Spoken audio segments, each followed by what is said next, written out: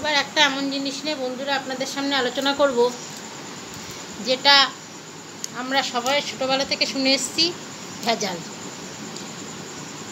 তেলে এত ভেজাল যে আজকাল তেল সেইভাবে খেয়ে শান্তি হচ্ছে না। খেলেও সেই একটা রান্নার তেলের গন্ধ, ঝাঁজ, সেগুলো কিচ্ছু নেই। সব যেন একটা ভেজাল পরিণত হয়েছে। খাবার জন্য খেলে মানুষের শরীর খারাপও করছে। এই শুনেছি যাদের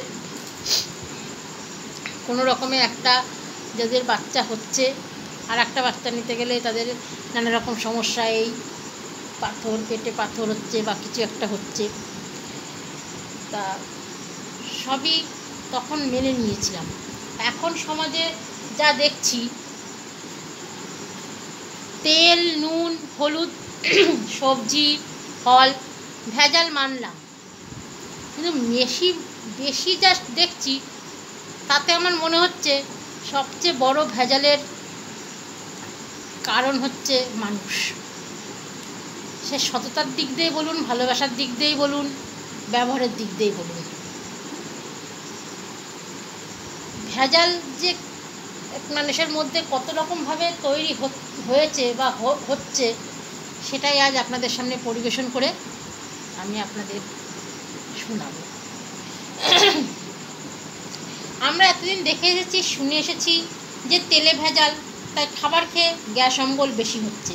কিন্তু এখন দেখছি বেশি ভেজাল মানুষের মনে, সেখানে ব্যবহার, সততা সব কিছুই ভেজাল। তাই এক এক সময় মানুষের সঙ্গে মিশতে গেলে বুঝতে পারি না কথাটা বলছে সেটা ভেজাল মেশানো না ভেজালহীন। আজকাল নিজের লোকেদের সঙ্গে কথা বলতেও ভয় হয়। ভেজাল খাবার খেয়েও শরীর খারাপ হলে ওষুধ খেয়ে ঠিক করা যায়, কিন্তু ভেজালযুক্ত মন মানসিকতা মানুষের সঙ্গে মিশে শরীর খারাপ হলে তখন কি করব? এর কোনো কি ওষুধ পাবো আমরা? প্রথমে তো বুঝতে পারি না যে যাদের সঙ্গে মিশছি তারা ভেজালযুক্ত না ভেজালহীন। সবার কাছে এমন ব্যবহার করছে যেন দেখে মনে হচ্ছে ভাজা মাছটা উল্টে খেতে জানে না। এখনই সততা দেখাচ্ছে একজনের কাছে, পরে 15 মিনিট বাদে তাকে বলছে তার একজনের জন্য তুমি শত্রু, তোমাকে আমার পোষায় না, পাত্তা দিই না।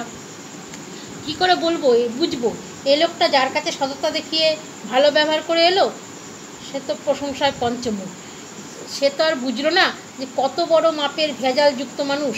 15 মিনিট বাদে ওই লোকের মুখে যখন শুনলাম তোমার আমার আর দরকার নেই, তুমি আমার কাছে শত্রু, তোমাকে আমি আর চাই না, তোমার রান্না খাবো না, ইত্যাদি ইত্যাদি, যার সাথে ভালো ব্যবহার করলো তাকে এগুলি বলতে গেলে সে বলবে তুমি মিথ্যে বলছো। কেন বলো তো? যার কাছে ভালো ব্যবহার ও সততা দেখালে সেও এক ভেজালযুক্ত মানুষ, আর যে বলছে সেও এক ভেজালযুক্ত মানুষ। তাই বিশ্বাস করলো না, আমি হলাম শত্রু। কারণ তেল, নুন, ওষুধ যতটা না ভেজালে পরিপূর্ণ, ততটা মানুষের মন এখন ভেজালে দ্বিগুণ। তাই খুব সাবধানে পা ফেলবেন বন্ধুরা। একবার যদি তোমার সাথে ঘন ঘন কথা বলতে আসে তাহলেই বুঝে নেবা এর মনে ভেজাল আছে। আমার কথাগুলো আর এক জায়গায় গিয়ে লাগানি ভাঙানি করবে। সুতরাং অল্প কথায় কাজ বেশি করো। আমার লোকটা তো বুঝলো না যে সে তার কত বড় ক্ষতি করছে। কেন বুঝবে? সে নিজেই তো একটা ভেজাল পরিপূর্ণ মানুষ। আর যাদের শেখাচ্ছে তারাও ভেজাল পরিপূর্ণ মানুষ হচ্ছে। ছি কি সমাজ! ঘেন্না লাগে এরকম এই ভেজাল পরিপূর্ণ সমাজে বেঁচে থাকতে। এই নিয়ে একটা কবিতা বলে শেষ করব। পৃথিবীতে চলছে দেখো ভেজালের যুগ।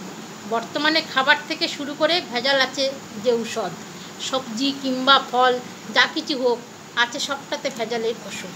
দুধ কিংবা ঘি এবং দই কিংবা দধি সব কয়টাতে চলে ভেজাল নিরবধি।